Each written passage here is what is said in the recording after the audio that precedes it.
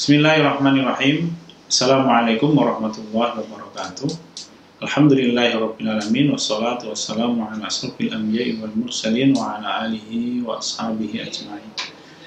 Para pemirsa sekalian yang dirahmati Allah Subhanahu wa Ta'ala, segala puji mari kita bersyukur kepada nikmat keimanan kita kepada Allah Ta'ala dan seluruh nikmat di dunia ini. Kita dipertemukan oleh Allah Subhanahu wa Ta'ala dengan satu bulan yang mulia, bulan untuk membangun kekuatan jiwa kita yang sangat penting di dalam menghadapi seluruh masalah kehidupan.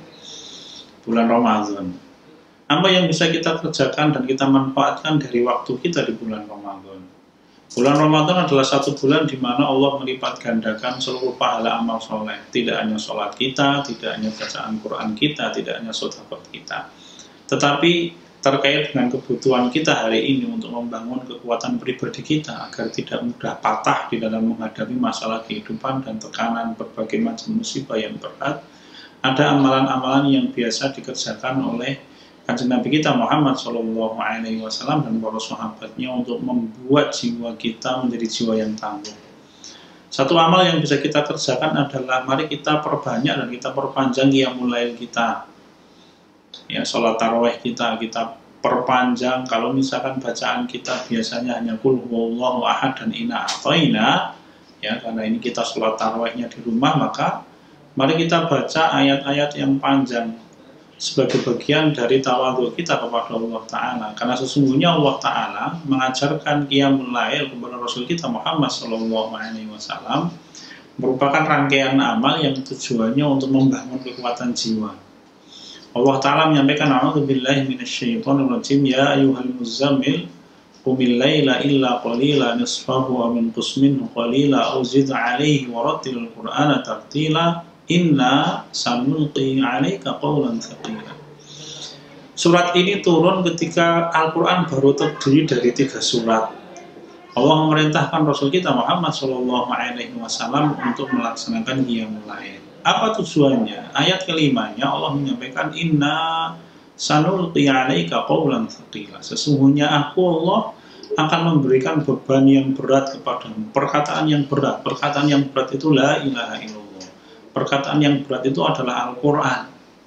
Jadi rupanya Allah memerintahkan Rasul kita Muhammad SAW untuk melaksanakan qiyamul lail demi mempersiapkan jiwa pribadi Nabi kita Muhammad SAW dan pengikut-pengikut pertama beliau untuk menerima beban berat, tanggung jawab yang berat, yaitu pelaksanaan Al-Quran atau Islam ini.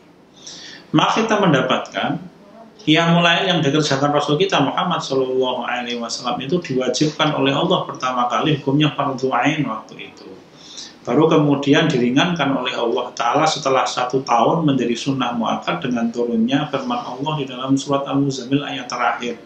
Inna rabbaka ya'lamu annaka taqumu adna min thulutsayil laili wa nisfahu, sampai akhir ayatnya panjang. Dan kita mendapatkan para sahabat Nabi Muhammad SAW yang merasakan fardhu ainnya qiyamul lail itu pada waktu Rasul kita hijrah ke Madinah.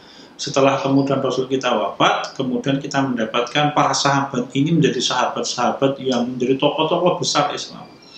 Rupanya Allah persiapkan mereka untuk melaksanakan rangkaian perjuangan sampai akhirnya dan mereka diberi beban dunia ini oleh Allah Subhanahu wa Ta'ala. Yang kedua, amal yang bisa kita kerjakan selama bulan Ramadan adalah mari kita banyak membaca Al-Quran. Untuk apa? Untuk mengikat hati kita dengan Allah Ta'ala. Inilah percakapan kita dengan Allah. Inilah komunikasi kita dengan Allah. Keluh kesah kita sampaikan ketika kita membaca Al-Quran. Kita niatkan takarrub kepada Allah. Dan kemudian kita niatkan, kita menyampaikan semua rasa yang kita miliki. Kalau para ulama dulu, misalkan Imam Syafi'i rahimahullah bisa menghatamkan Quran selama bulan Ramadan 40 kali. Kalau Imam Abu Hanifah bisa menghatamkan Quran selama 60 kali di bulan Ramadan. Tetapi tekanan yang kita kepingin sampaikan, mari kita baca Quran dengan maknanya, kita maknai, kita jadikan bacaan Quran kita itu sebagai sarana kita banyak berbicara dengan Allah Subhanahu wa Ta'ala. Harapannya apa? Kembali, agar amal ini nanti membuat kita menjadi orang yang kuat di dalam menghadapi berbagai musibah yang kita hadapi saat ini. Karena memang amal bacaan Quran kita dengan makna itu akan menghidupkan hati kita, sehingga hati kita menjadi hati yang kuat dan tidak mudah patah. Ya, dengan apa? Dengan membaca Al-Quran. dengan membersihkan jiwa kita dengan cara membaca Al-Quran, membaca firman Allah Subhanahu wa Ta'ala.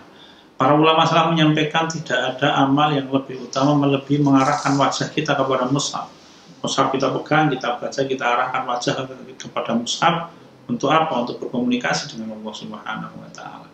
Yang paling akhir, amal yang bisa kita kerjakan banyak di bulan Ramadan adalah berzikir. Ya. Di dalam hadis qudsi, hadis sahih, sama diriwayatkan oleh Imam Muslim, Allah Subhanahu wa Ta'ala berfirman, "Ana 'inda dhanni 'abdi bi wa ana ma'ahu haitsu dzakarani wa taharrakat bi syafatahu." Allah Ta'ala berfirman, aku Allah sebagaimana praduga hambaku kepadaku, dan aku selalu bersama dengan hambaku selama hambaku ingat kepadaku dan lidahnya bergerak-gerak untuk mengingat diriku.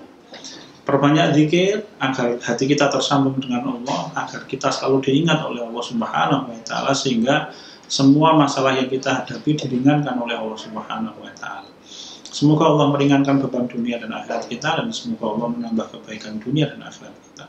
Walhamdulillahirabbil alamin. Wassalamualaikum warahmatullahi wabarakatuh.